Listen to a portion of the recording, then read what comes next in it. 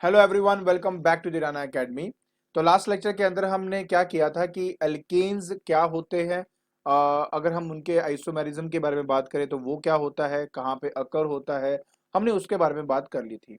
आज हम स्टडी करने वाले हैं उसी एल्केन के रिलेटेड की बेसिकली मीथेन का अगर मुझे स्ट्रक्चर बताना हो तो वो स्ट्रक्चर कैसा होगा, और साथ ही साथ उसकी केमिकल प्रॉपर्टी क्या है, उसकी फिजिकल प्रॉपर्टी क्या है। आज हम उसके बारे में बात करेंगे। और हाँ, ऊपर जितने भी चैनल और जो पेजेस हैं उनके जो लिंक्स हैं वो मैंने डिस्क्रिप्शन बॉक्स में डाल दिए हैं। तो बिना कोई टाइम वेस्ट किए चलिए शुरू करते हैं।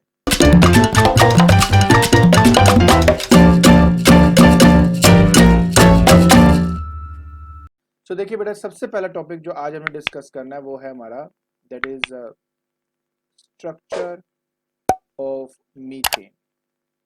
ठीक है, बहुत सिंपल सा टॉपिक है। पहले आपको बेटा मैं ये बता देता हूँ कि जो हमारा मीथेन है ना बेटा, उसका 3 डायमेंशनल स्ट्रक्चर होता है। डायमेंशनल स्ट्रक्चर होता है। और ये इसका 3 डायमेंशनल क्यों है बेटा, उसका रीजन बहुत सिंपल है।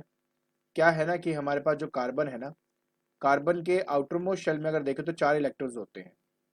वो 4 इलेक्ट्रॉन क्योंकि ऑब्वियस है नेगेटिवली चार्ज है, एक दूसरे को रिपेल करेंगे। तो वो एक दूसरे को बेटा इस तरह से रिपेल करते हैं कि उनका एक 3 डायमेंशनल स्ट्रक्चर बन जाता है। ठीक है, अब वो 3 डायमेंशनल स्ट्रक्चर है क्या?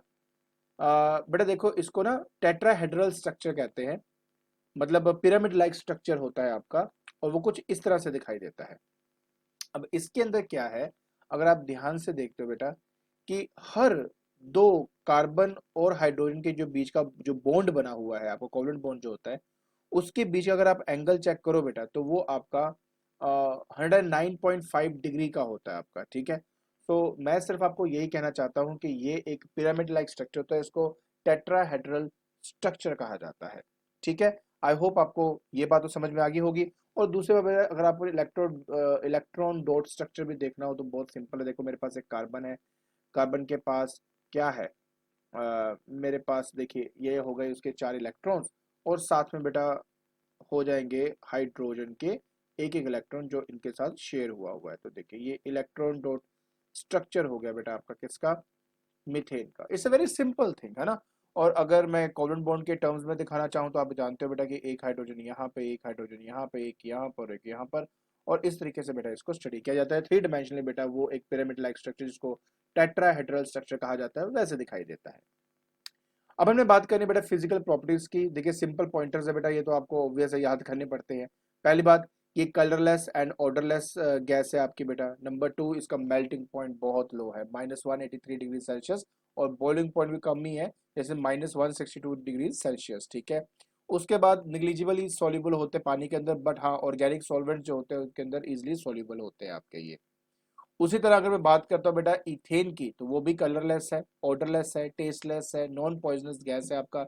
इसका मेल्टिंग पॉइंट बेटा 172 डिग्री सेल्सियस होता है, और जो बॉइलिंग पॉइंट है -89 डिग्री सेल्सियस होता है। लेकिन ये जो है वो स्प्रे मतलब थोड़ा बहुत सोल्यूबल होता है पानी के अंदर, बट ऑर्गेनिक सॉल्वेंट्स की बात करो जैसे कि हमारे पास अल्कोहल हो गया, एसीटोन हो गया, ईथर हो गया, तो इनके अंदर ये प्रॉपरली सोल्यूबल होता है आपका। फिर बेटा मेरे पास आती है केमिकल प्रॉपर्टीज। बहुत सिंपल सिंपल बातें हैं बेटा, ये ना इतना कुछ है नहीं है, तो इसलिए फटाफट मैं इस चीज को आज खत्म करूंगा। देखिए अगर मैं केमिकल प्रॉपर्टीज की बात करूं तो मिथेन और इथेन दोनों क्या है, सैचुरेटेड हाइड्रोकार्बन, बताया था ना बेटा, जिनके अंदर सिंगल बॉन्ड ही होता है उनको सैचुरेटेड हाइड्रोकार्बन्स कहा जाता है। इसी वजह से ना तो ये रिएक्ट करते हैं बेस के साथ, जैसे कि मेरे पास सोडियम हाइड्रोक्साइड हो, ठीक है, ना ये किसी ऑक्सीडाइजिंग एजेंट के साथ रिएक्ट करता है जैसे कि पोटेशियम पर मैग्नेट, और ना ही बेटा किसी रिड्यूसिंग एजेंट जैसे कि मेरे पास सोडियम मेटल है उसके साथ रिएक्ट करता है। हाँ, इस केमिकल प्रॉपर्टी में ना बेटा हमारे पास दो से ज्यादा एक्चुअली केमिकल प्रॉपर्टीज हमें दी हुई हैं, लेकिन आपके सिलेबस में सिर्फ दो ही हैं, एक कंबर्शन एक सब्स्टिट्यूशन रिएक्शन, तो इसलिए मैं दोनों को ही डिस्कस करूंगा। तो बेटा सबसे पहले मेरे पास आता है कंबर्शन रिएक्शन। देखिए सबसे पहले बेटा आपका कंप्लीट कंबर्शन, फिर है इनकम्प्लीट कंबर्शन। कंप्लीट कंबर्शन तब होती है जब मतलब ऑक्सीजन का ना पूरा प्रेजेंस हो, और ऑक्सीजन के प्रेजेंस में अगर उसको बर्न किया जाए तो उसको कहते हैं कंप्लीट कंबर्शन। अगर इनसफिशिएंट सप्लाई हो तो उसको इनकम्प्लीट मतलब इन सफिशिएंट सप्लाई ऑफ ऑक्सीजन हो तो उसको इनकम्प्लीट कंबशन कहते हैं। उस केस में प्रोडक्ट अलग बनता है, और अगर उससे भी कम सप्लाई हो ऑक्सीजन की ज़्यादा देर तक हम उसको बर्न करते हैं तो उससे कुछ और प्रोडक्ट बनता है, तो मैं आपको एक एक करके वो सब बताने वाला हूँ। तो देखिए, अगर आपके पास मीथेन हो, इथेन हो, अगर आप उसको बर्न करते हो एयर के अंदर, तो एक ब्लूइश नॉन शूटी फ्लेम जो है वो आपका बनता है। जैसे कि आप यहाँ देख सकते हो, मैं लिखा भी होगा, आपको दिख भी रहा होगा बेटा कि कैसे फ्लेम वो दिखता है आपका, ठीक है। और साथ ही साथ बेटा इसमें कार्बन डाइऑक्साइड एंड वाटर बनता है। प्लीज रिमेंबर, अगर आपका कोई भी हाइड्रोकार्बन है, जैसे कि मैं मिथेन और इथेन की भी बात करता हूँ, इस कंडीशन में अगर हम उसको बर्न करते हैं in the presence of oxygen, तो हमेशा कार्बन डाइऑक्साइड एंड वाटर बनता है। अगर मैं इनसफिशिएंट सप्लाई कर दूंगा बेटा, तो कार्बन मोनोऑक्साइड बन जाएगा और ज्यादा इनसफिशिएंट रहेगा, और काफी देर के लिए अगर हम उसको गर्म कर रहे हैं, मतलब उसको बर्न कर रहे हैं, तो उससे बनता है शूट, मतलब अकेला कोल होता है। जैसे मैं आपको एग्जांपल दूं, कोई लैंप होता है ना, जैसे लैंप लैंप का देखो तो कालक जम जाते हैं साइडों में, तो उसकी बात हो रही है बेटा आपकी, ठीक है ना। तो अभी हम बात करने लगे कि क्या है। तो बेटा जैसे मान लीजिए, एक रिएक्शन के साथ बताता हूँ कि मेरे पास मान लीजिए एक मीथेन है, मीथेन को मैं रिप्रेजेंट करता हूँ जैसे कि CH4 है। अगर मैं ऑक्सीजन के प्रेजेंस में बेटा इसको गर्म करता हूँ बेटा, ठीक है ना, बर्न करता हूँ, तो ऑब्वियस है बेटा मेरे पास बनता है कार्बन डाइऑक्साइड, और साथ में बनता है बेटा पानी, दैट इज H2O, ठीक है। थोड़ा सा इक्वेशन को बैलेंस तो हमें करना ही पड़ेगा। ऑक्सीजन आप देख सकते हो बेटा कि यहाँ पे 2 है और एक 3 है, तो पहले मैं इसी को ठीक करके 2 कर देता हूँ ताकि 4 बन जाए। अब हाइड्रोजन देखो 4 बन गया, और साथ में यहाँ पे 2 कर दूंगा, तो यहाँ से आपका ये प्रॉपरली बैलेंस हो जाता है, बहुत ईजी है। उसी तरह अगर मैं बात करता हूँ बेटा एक इथेन की, तो ये होता है C2H6 बेटा, इथेन होता है, प्लस बेटा ऑक्सीजन की प्रेजेंस में। और यहाँ पे एरो लगाना रह गया मेरा, तो एरो लगाऊंगा। डेल्टा बेटा बर्निंग इफेक्ट को शो करता है बेटा कि उसको गर्म किया जा रहा है। इसमें बेटा कार्बन डाइऑक्साइड है और साथ में पानी ही है, बस फर्क ऑफ कोर्स बैलेंस में बेटा फर्क पड़ेगा ही पड़ेगा आपका। तो अगर मैं देखूँ यहाँ पर ध्यान से, तो हाइड्रोजन 6 है, तो 3 से मल्टीप्लाई कर दूंगा, तो देखो 3 नहीं, 3 अप्रोप्रिएट नहीं है, क्योंकि अगर 3 करूंगा ना तो ऑक्सीजन ऑड नंबर पे आ जाएगा, वो मुझे नहीं चाहिए। तो 6 का जो मल्टीपल है उसको ध्यान रखता हूँ, 6 का मल्टीपल है 12, तो इसको 12 बनाया जा सकता है। देखो 6 से करूंगा ना मैं, देखो अगर मैं यहाँ पे मैं इसको हटा के दोबारा करता हूँ, मैं दोबारा तो दोबारा कर देता हूँ, ईजी है ना इसलिए आराम से किया जा सकता है। तो मैं 6 कर देता हूँ बेटा यहाँ पे, तो 6 और ये 12 हो गया, इसको मैं 2 से कर देता हूँ, ठीक है जी। अब ये भी 12 हो गया बेटा। अच्छा, इसके बाद ऑक्सीजन बेटा आपके पास है एक 6, और ये 2 10, और यहाँ पे ऑक्सीजन की बात करूँ तो हमारे पास देखो ऑक्सीजन भी 4 है ना बेटा, ऑक्सीजन 4 है मेरे पास यहाँ पे, ये ऑक्सीजन नहीं, कार्बन कार्बन 4 है, तो मैं एक काम करता हूँ 4 यहाँ लिख देता हूँ मैं, ठीक है। अभी हो गया 4 2 ज़ा 8, और 8 और 6 की बात करें तो हमारे पास 14 बनता है, तो एक काम करते हैं यहाँ पे 7 कर देता हूँ, तो लीजिए बेटा बैलेंस हो जाएगा आपका। तो इस तरीके से बेटा आप इसको बैलेंस करोगे और आपका आराम से ये लिखा जाएगा, ठीक हो गया जी। नेक्स्ट जो मैंने आपको कहा बेटा कि अगर मैं इनसफिशिएंट सप्लाई ऑफ एयर की बात करता हूँ, तो उस केस में हमेशा बेटा कार्बन मोनोऑक्साइड एंड वाटर ही बनता है, ठीक है। जैसे कि मेरे पास है CH4, जैसे मिथेन है।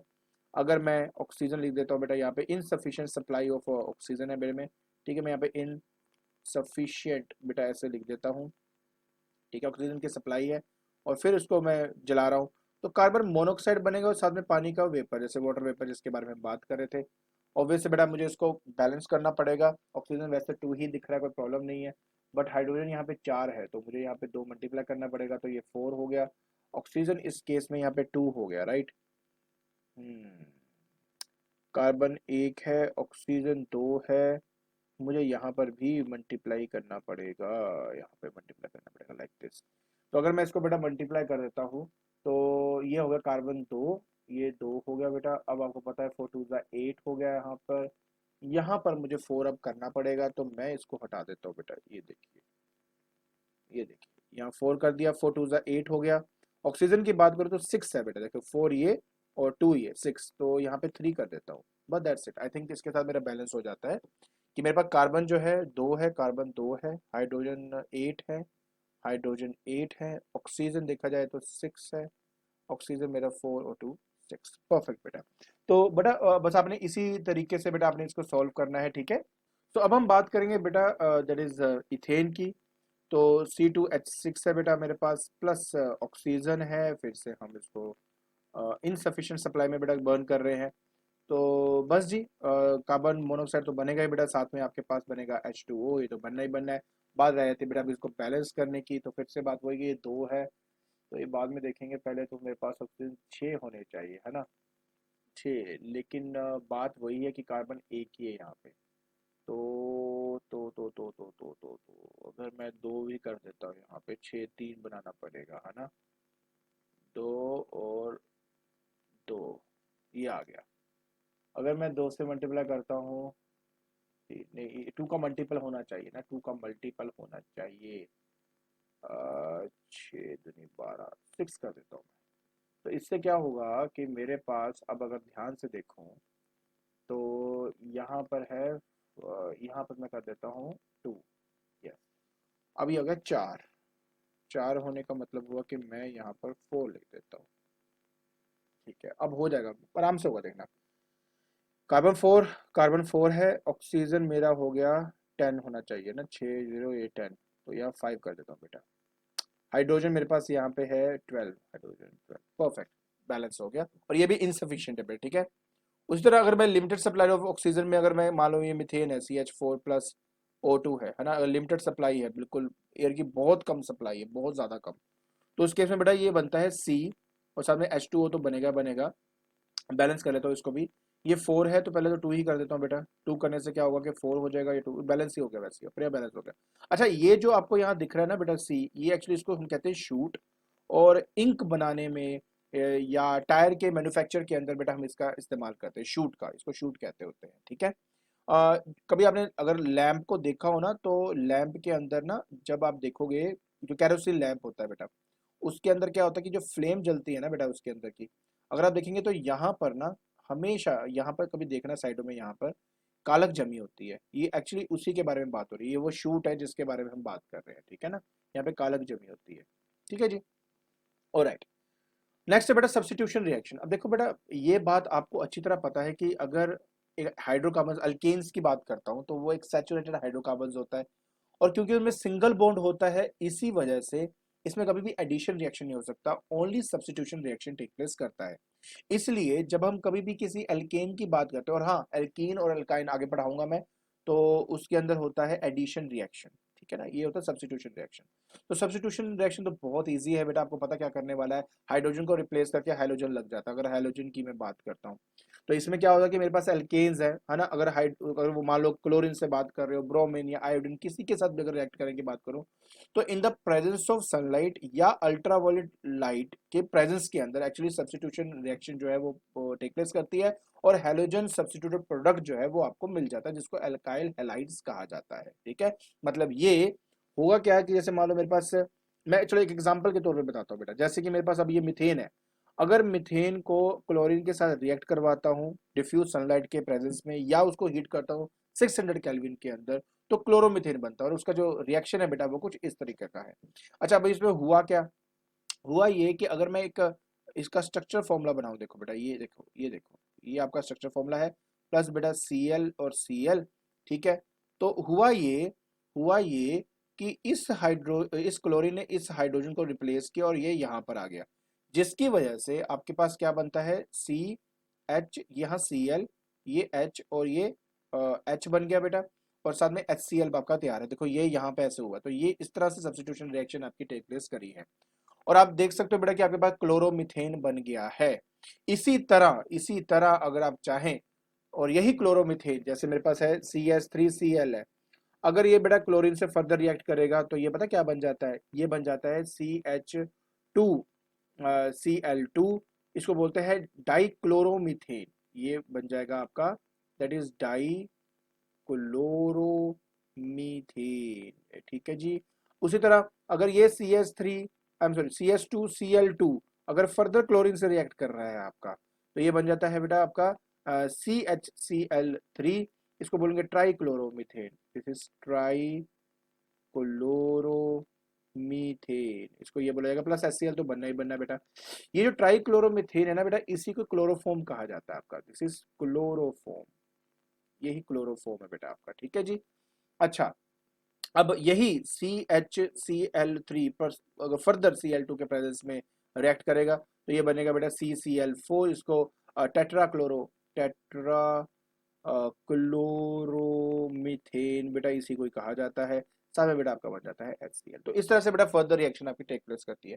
सेम चीज आपको बेटा यहाँ पर इथेन के लिए भी देखने को मिलता है। इथेन का एक बार ऐड कराएंगे तो मोनोक्लोरो इथेन, फिर डाइक्लोरो, फिर ट्राइक्लोरो, फिर टेट्राक्लोरो इथेन, फिर पेंटाक्लोरो, फिर लास्ट में हेक्साक्लोरो इथेन आपको मिल जाता है।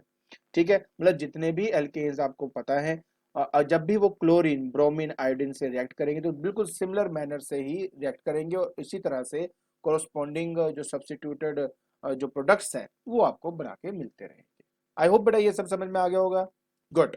अब हम बात करेंगे बेटा यूजेस के बारे में। देखिए सबसे पहला जो हम मिथेन के बारे में बात करेंगे, फिर इथेन के बारे में बात करेंगे और देखना ये थ्योरी आपकी यहाँ पे खत्म हो जाएगी। देखिए कितना आसान थ्योरी थी आपकी, बहुत आसान थी।